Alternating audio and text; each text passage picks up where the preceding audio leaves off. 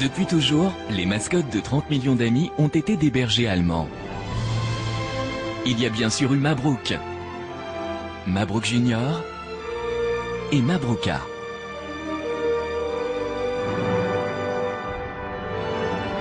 Une race chère à notre cœur. C'est donc en pensant à elle que nous sommes allés en Allemagne, le pays de Horen von Grafrath.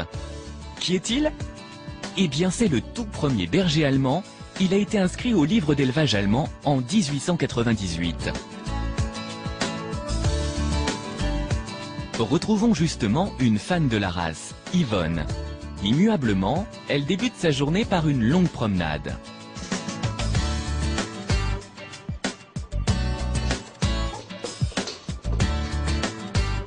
Enfant déjà, elle était entourée de bergers allemands. Elle ne peut donc pas imaginer sa vie sans eux.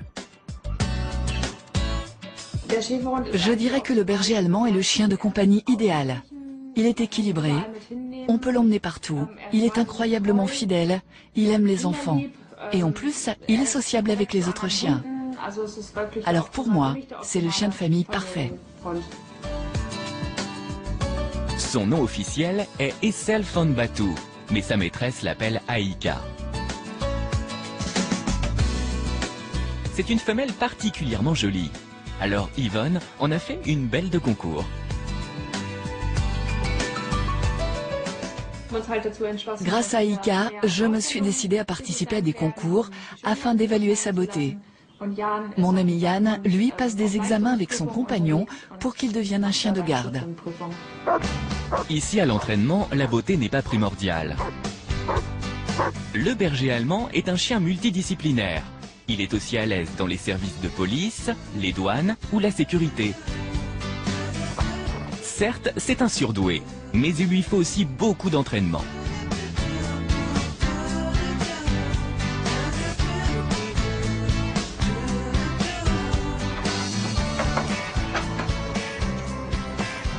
Et quand Yann, le boulanger, quitte son fournil, ce n'est pas pour se coucher immédiatement. Non, il salue tout d'abord Baxter, son chien, pour lequel il a beaucoup de projets.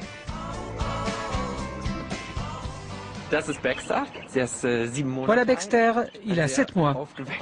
C'est un petit mâle très actif. J'ai beaucoup d'espoir pour lui. D'une manière générale, il faut beaucoup s'occuper de ses amis. Mais pour moi, c'est vrai, il n'y a rien de plus agréable que de travailler avec eux.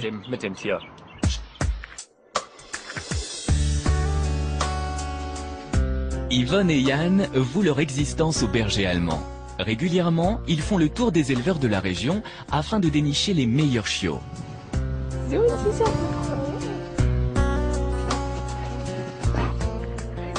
Pas facile d'acquérir le label « berger allemand authentique ».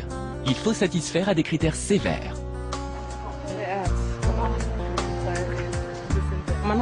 Il faut un certain nombre de prérequis avant de se lancer dans l'élevage avec son chien. Il faut passer un test de chien de garde, avoir de bons résultats en exposition et passer l'agrément. C'est seulement quand on a franchi toutes ces étapes qu'on peut se targuer d'être un éleveur.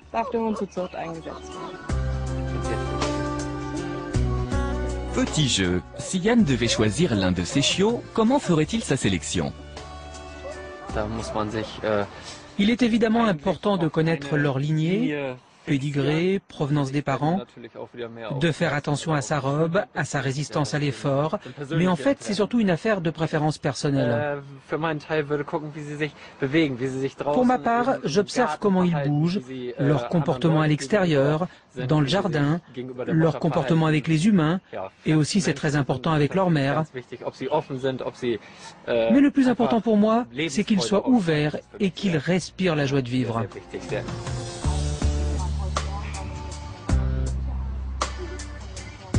Très vite, Yann s'est fait son idée sur cette portée.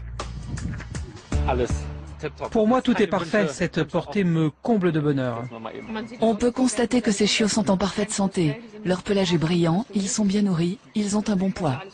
Tout va bien, ils sont en pleine forme.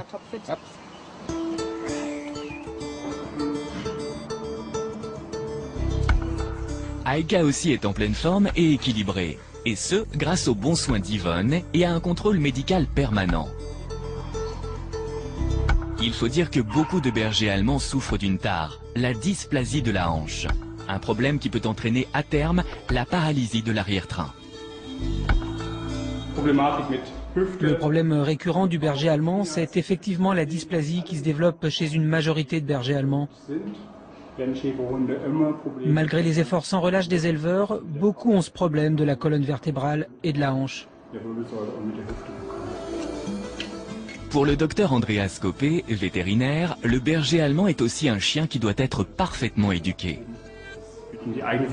Par leur courage, les bergers allemands conviennent très bien au métier de la sécurité. Ils n'hésitent pas à aller de l'avant. Ce sont aussi des chiens très sensibles, surtout les mâles.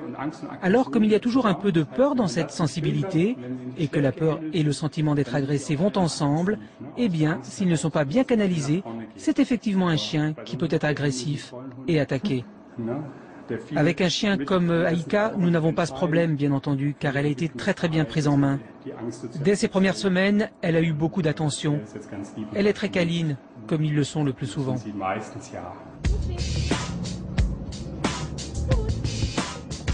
Après leur petite visite chez le vétérinaire, direction l'entraînement. Ils viennent ici 3 fois par semaine. En Allemagne, ces clubs canins sont de véritables institutions. Plus de 60 000 Allemands participent aux 2000 associations de ce genre. Le but, faire de leur berger allemand un chien bien dans ses poils.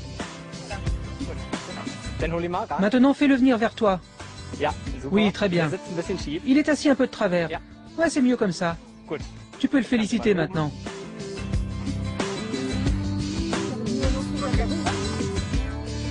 Le programme du jour, apprendre à rapporter. L'obéissance est essentielle. Nous devons maîtriser nos chiens en n'importe quelle situation.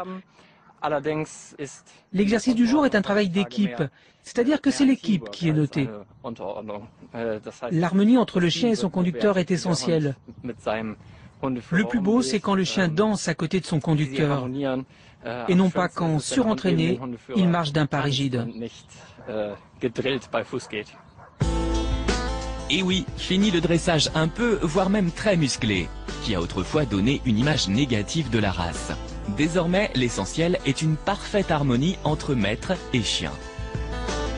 Et pour clore, un dernier salut aux membres du club de Yann et Yvonne.